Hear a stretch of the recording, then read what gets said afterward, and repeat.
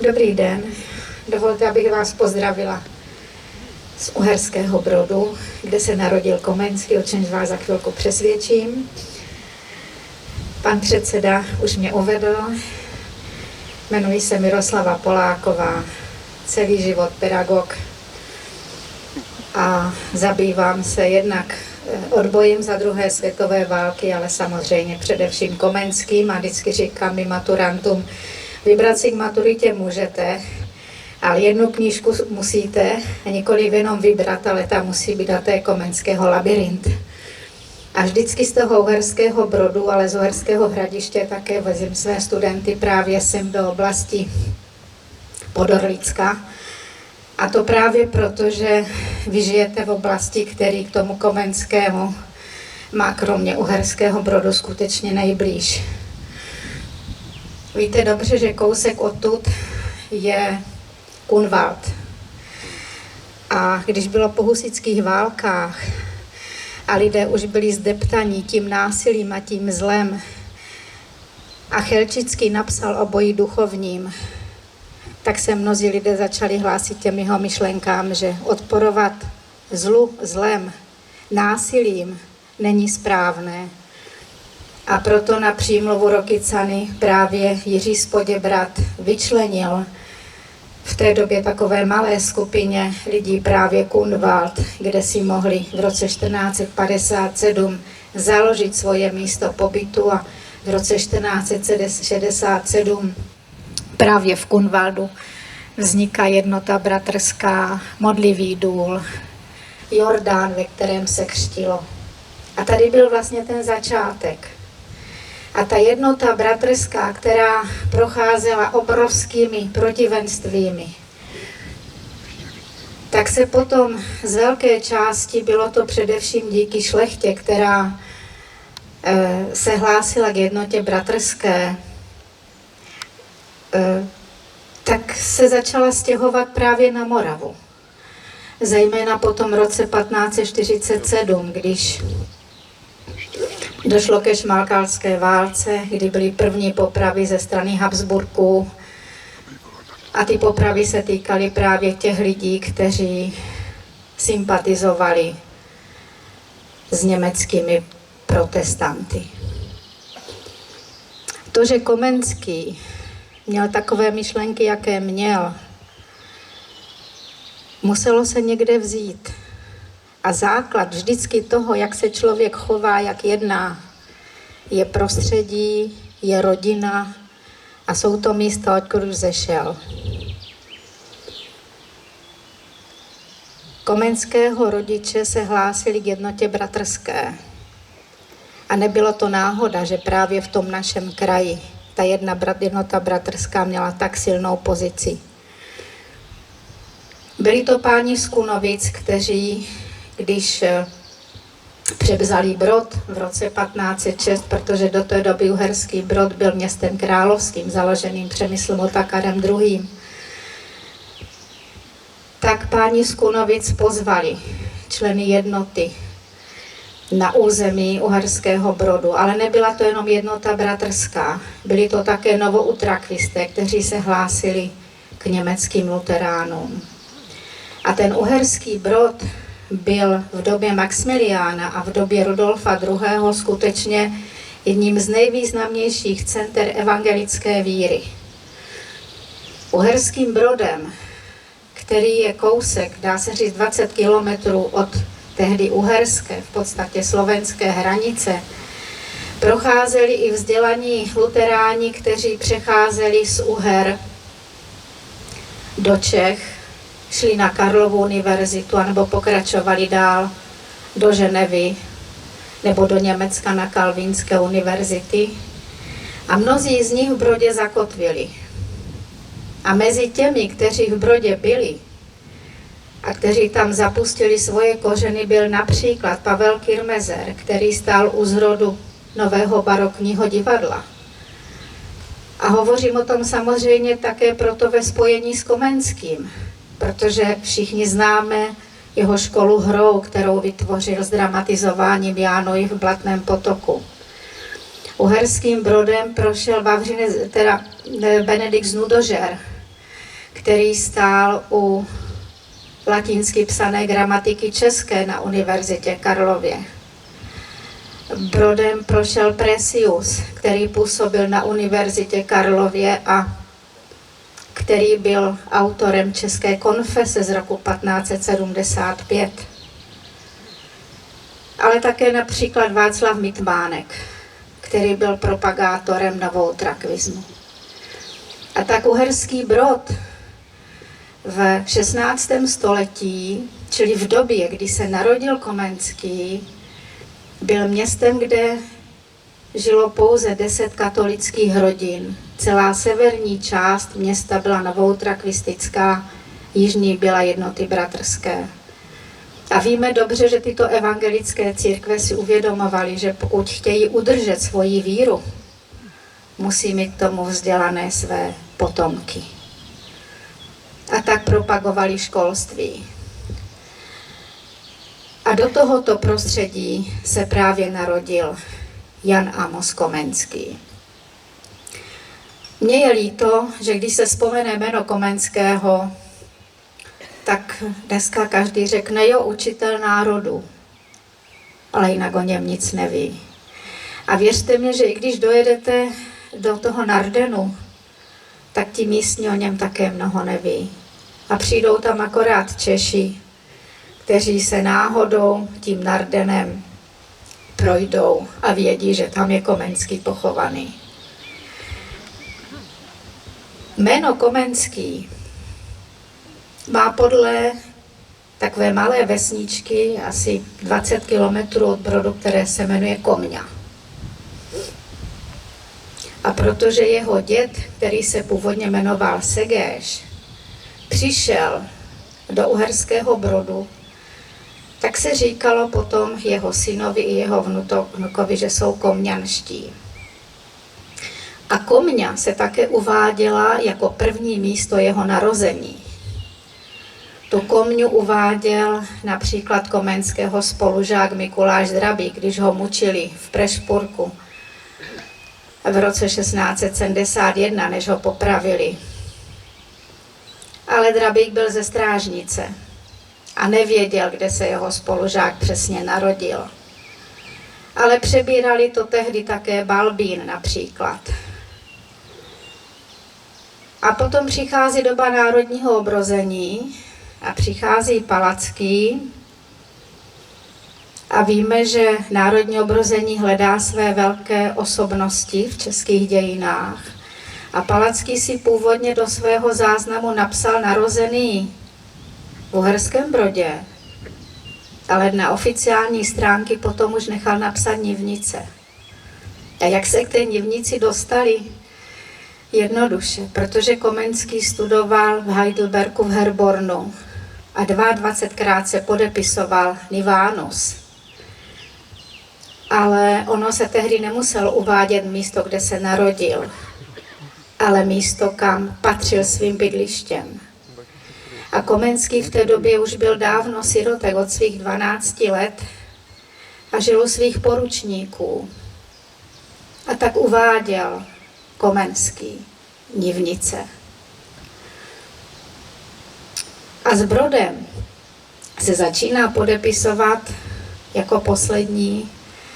A bylo to jednak v době, kdy šel do švédských služeb, když byl v Elbingu, tak uvádí místo, odkud pochází Uherský Brod.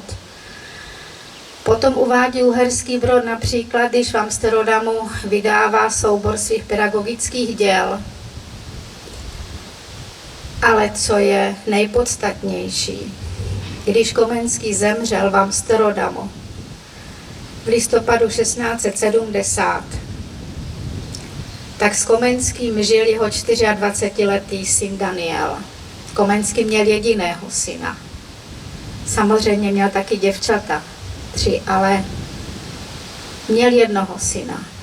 A ten syn se o otce staral až do jeho smrti. A Komenský předtím měl mrtvici, byl ohrnutý na ruku a tak svému synovi i diktoval.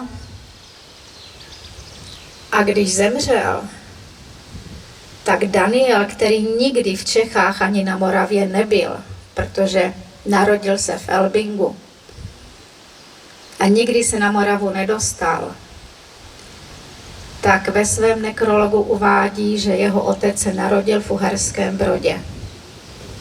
A já se tak nějak myšlenkově dostávám k tomu, že když má otec jediného syna, který je jeho hlavním poutem ze zemí, odkud on přišel a Komenský celý život se chtěl vrátit domů, tak určitě svému synovi sdělil, kde se narodil. A tomu Danielovi mohlo být jedno, jestli je Komňa, Nivnice nebo Brod, protože nemohl rozlišovat, co je větší nebo menší.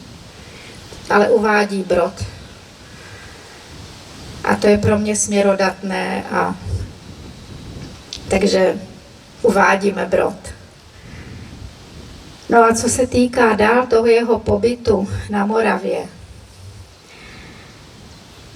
já jsem tam zmínila jméno Segéš. Jeho dědeček, který byl Segéš, a to jméno vám připomíná samozřejmě, že je maďarského původu, tak skutečně přišli z Horních Uher. Dodnes pořád se jméno Segéš objevuje v Pobedimu, je to kousek od Trenčína.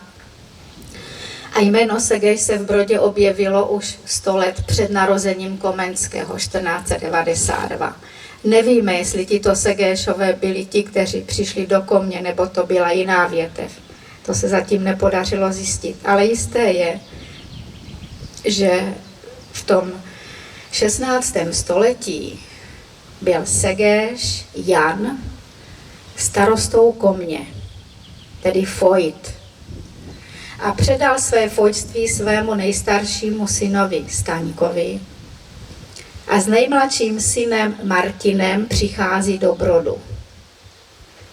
Martin tedy, což byl otec Jana Amose, tak v Brodě koupil dům, byl velmi bohatý, měl 2 vinohrady v Blatnici a velmi si zakládal na tom, aby jeho syn byl vzdělaný.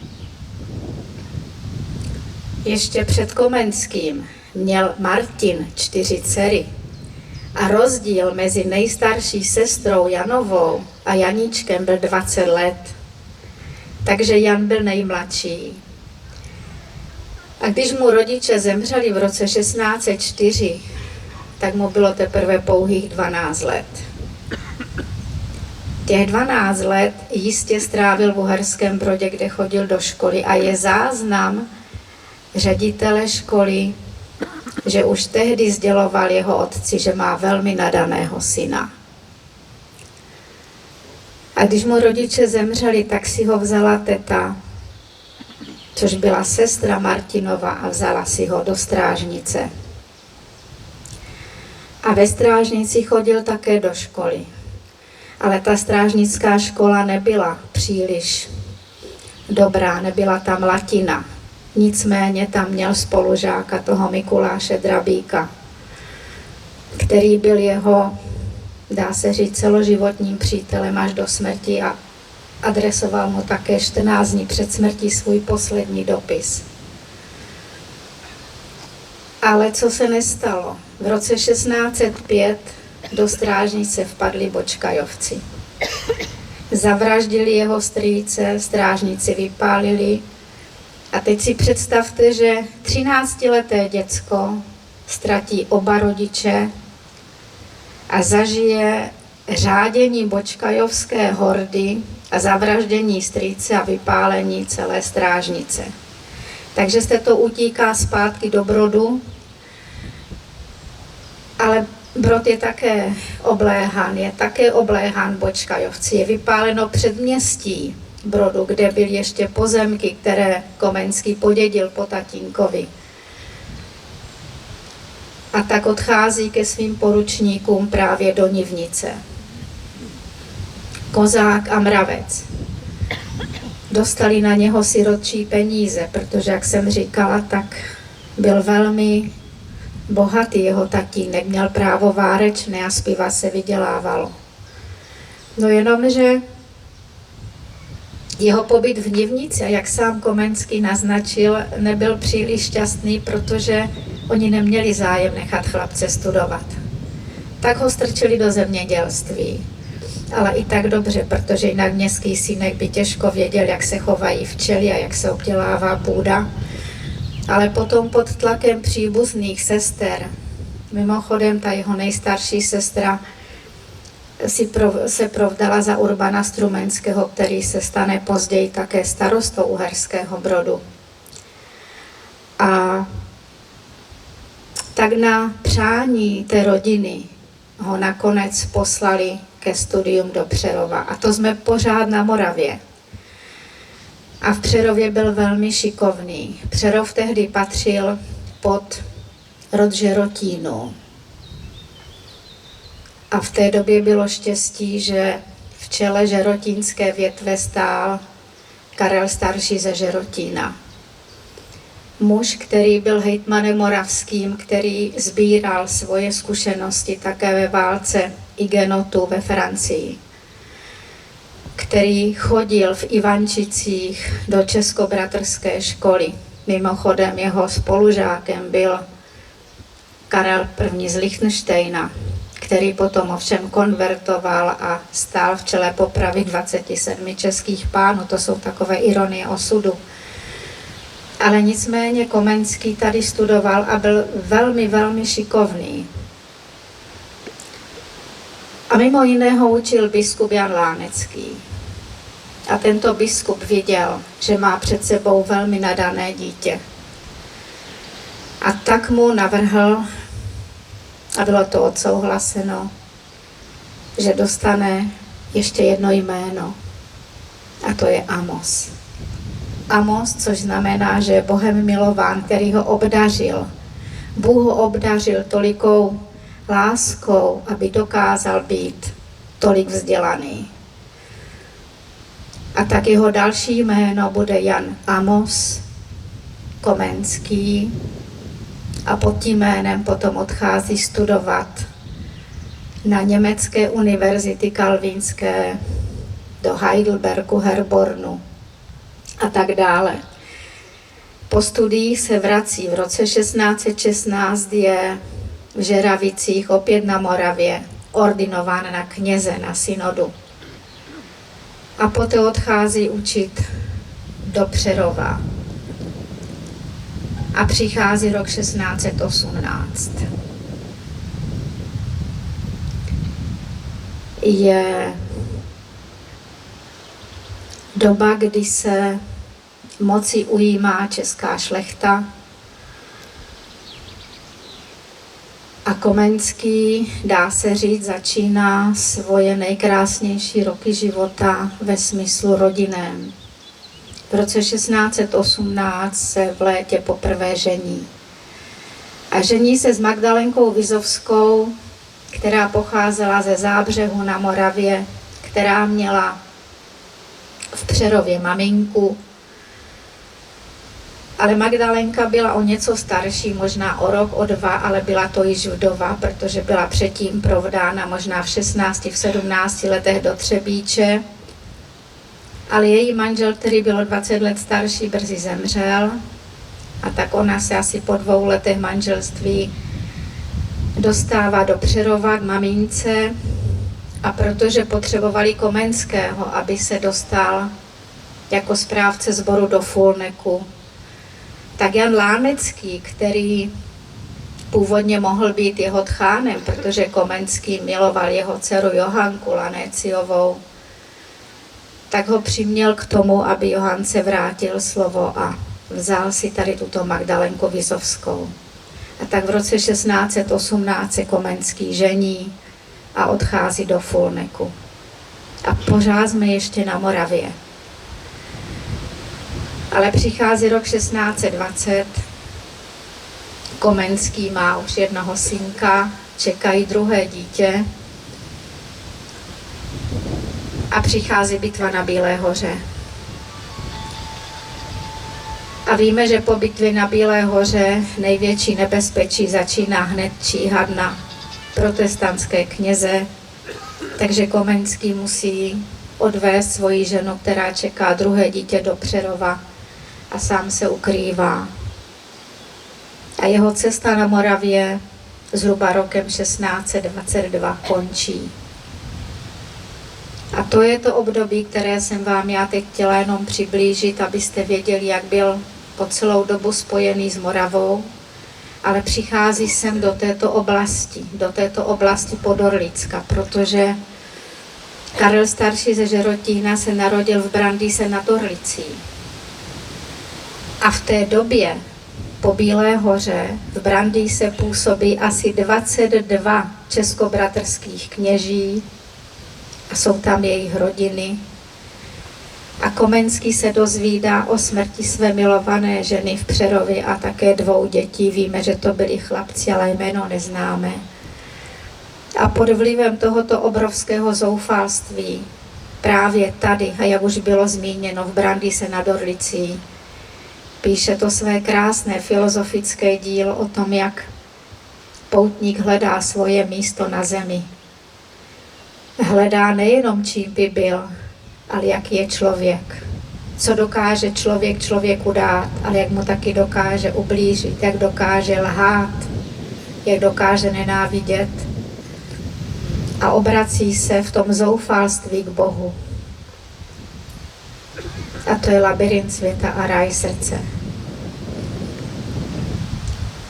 Komenský, který toho tolik zažil, tak si najednou v tom Brandýse v roce 24 našel svoji druhou ženu. Opět je spojena s Třebíčí. A byla to Dorotka Cyrilová. Její tatínek byl biskup Jednoty bratrské a shodou okolností biskup, který v roce 1619 se podílel na korunovaci Fridricha Falckého ve Svatém Vítu. Tuto Dorotku Cyrilovou si vzal a ve své svatební smlouvě, která je dodnes její kopie uložena v Brandýse nad Orlicí na radnici, tak si vyměňuje, tak jak to měl i v té první smlouvě s Magdalenkou, že všechno budou mít společné, ale co si bude nechávat on, tak jsou knihy a ještě vinohrad, který zdědil po tatínkovi v Blatnici, protože pořád věří, že se ještě jednou vrátí. Ale doba šla jinam. A přichází obnovené zřízení zemské a Komenský, který odchází i s Dorotkou přes Horní Branou a Žacléř, tak v únoru roku 1628 opouští Čechy a odchází do Lešna. Na Moravě se ještě jednou Komenský objevuje v roce 1650. Bylo to na jeho cestě, když byl pozván do Skalice. A zastavil se v Brodě, samozřejmě na tajno, protože musel mít změněné jméno. A to byla jeho poslední cesta na Moravu. A už se tam nikdy nedostal. Ale jeho myšlenky se pořád vracely k této zemi. A když dovolíte, tak já bych to své vyprávění, protože ten jeho život dál pokračoval spoustou cestování a všechno to, co Komenský v životě dělal, bylo proto, aby mohl změnit osud českých exulantů. Protože ti lidé odcházeli díky své víře, protože věděli, že to, co jim dává víra, je síla jejich života, je způsob jejich myšlení a jejich života a oni to nebudou měnit. Raději odejdou z této země. Ale on pořád věřil, že se jednou všechno zlé v dobré obrátí. A proto v roce 1650, když už byl 2 roky podepsán Vestfálský mír, tak ve svém slavném kšaftu umírající matky Jednoty bratrské napsal: Věřím i já v Bohu, že po přejití vychřic hněvu hříchy našimi na hlavy naše uvedeného vláda věcí tvých zpět se k tobě navrátí, o lidé český. Děkuji za pozornost.